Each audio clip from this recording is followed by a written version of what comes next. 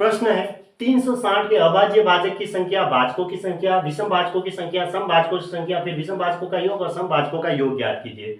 मतलब अभाज्य भाजक का मतलब अभाज्य गुणनखंड, ऐसे फिर गुणनखंड की संख्या, फिर विषम गुणनखंडों की संख्या, फिर सम गुणनखंडों की संख्या, ऐसे ये सारी वही निकालनी है। तो 360 के पहले अभाज्य गुणनखंड कर दो ऐसे।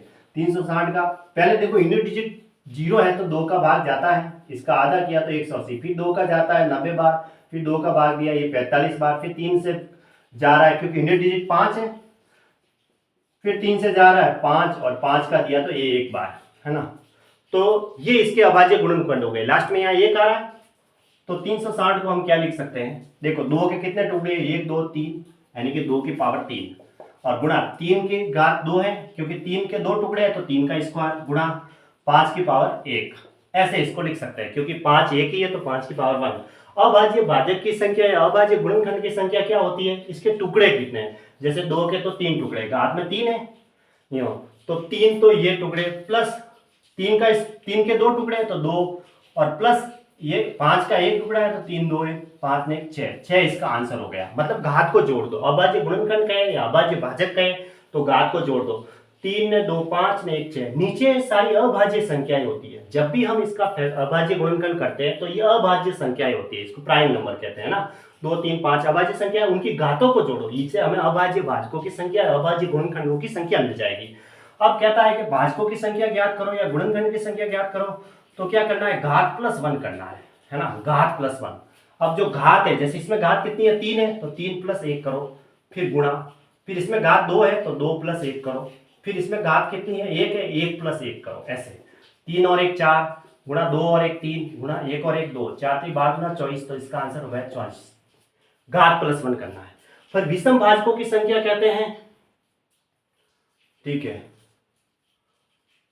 विषम भाजकों की संख्या का है इसमें।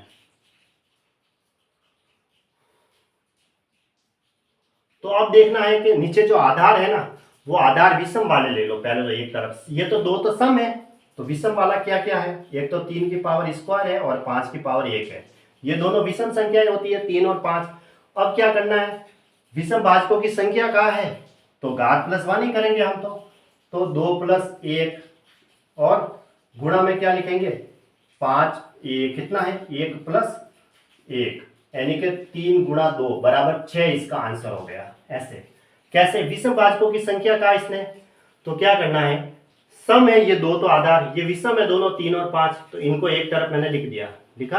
अब इनकी घात जो है उसमें प्लस 1 कर दो, 2 प्लस 1 1 प्लस 1 गुणा कर दो, 3 दूनी 6 आ गया, बस ये हो गई विषम भाजकों की संख्या। अब सम भाजकों की संख्या पूछे तो जो रूल्स है विषम के लिए तो वही रूल्स अप्लाई करना है, ठीक है, विषम के लिए तो वही रूल्स, घात में प्लस 1 करना ही है।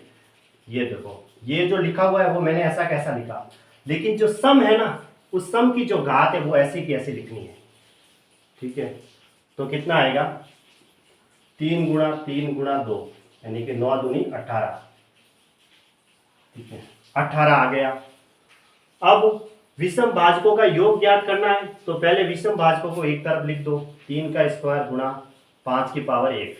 अब क्या करना है, विषम भाजकों का योग निकालने को कहे ये, तो यहाँ 3 की पावर 2 है तो पहले इसको ऐसे 3 की पावर 0 प्लस 3 की पावर 1 प्लस 3 की पावर 2, ऐसे 3 की पावर 0 से स्टार्ट करना है। और ये 5 की पावर 1 है, इसको भी ऐसे ही 0 से स्टार्ट करो, 5 की पावर 0 प्लस 5 की पावर 1 तक खत्म, ऐसे भाई। ये 3 की पावर 0 से स्टार्ट करो, 3 की पावर 0 3 की पावर 1 3 की पावर 2 और बीच में गुणा का निशान, 5 की पावर 1 है, 5 की पावर 0 5 की पावर 1, ये विषम के लिए। फिर देखो 3 का स्क्वायर तो 9, 3 की पावर 1 का मान 3 और किसी की घात 0 होती है तो उसका मान 1 होता है, और 5 की पावर 0 घात किसी की घात 0 है तो 1 और 5 की पावर 1 की वैल्यू 5। अब 9 3 12 और 1 13, 13 गुणा 6 करते हैं तो कितना आता है 78, तो इसका आंसर हुआ 78 ये। अब देखो सम भाजकों की संख्या निकालेंगे ना, तो ये तो रूल्स अप्लाई होगा ही होगा, ठीक है, इसका रूल्स, इसको हमने सॉल्व किया, ये वाला ऐसा कैसा लिखा हुआ, इसका आंसर आया था 78, ठीक है, ये वाला रूल्स यहाँ अप्लाई हो जाएगा, ये इसकी वैल्यू तो हमने 78 निकाल दी। जो सम भाजक का कहता है ना, तो सम भाजक के लिए 2 की पावर 3 है, तो इसमें 0 से स्टार्ट नहीं करना, इसमें क्या करना है 2 की पावर 1 और प्लस 2 की पावर 2 प्लस 2 की पावर 3, ऐसे स्टार्ट करना है। विषम भाजकों में तो हम 0 से स्टार्ट करेंगे, सम भाजकों में जो विषम भाजकों का आई वो वैल्यू तो रहेगी रहेगी। अब बचा हुआ क्या था, 2 सम बचा था, उसकी घात 3 है, तो 2 की पावर 1, 2 की पावर 2 प्लस 2 की पावर 3, ऐसे लिखना है इसको। अब 78 गुणा 2 प्लस 4 प्लस 2 का क्यूब 8, 8 4 12 2 14, 78 गुणा 14, 14 को गुणा करो इससे, 14 को 8 से गुणा करते तो 112 आता है, 11 98 ने 108 ने 109 है ना, 1092 हुआ। तो ये इसका आंसर हो गया 1092। तो पहले का आंसर ये 6 है, दूसरे वाले का 24 आंसर है, तीसरे का 6 आंसर है, चौथे का 18 आंसर है, पांचवे का 78 आंसर है और छठे का 1092 आंसर है। ये विषम भाजकों का जो योग निकाला ना, ये तो पूरा का पूरा रहा ही है। ये 78 इसकी वैल्यू थी, इसको यहाँ लिखो या डायरेक्ट सॉल्व करने पर 78 ही आएगा। बाकी सम के लिए क्या करना है, सम के लिए 0 से स्टार्ट ना करने के 2 की पावर 1 से स्टार्ट करना, और लास्ट यहाँ घात 3 है तो 2 की पावर 3 तक ऐसे।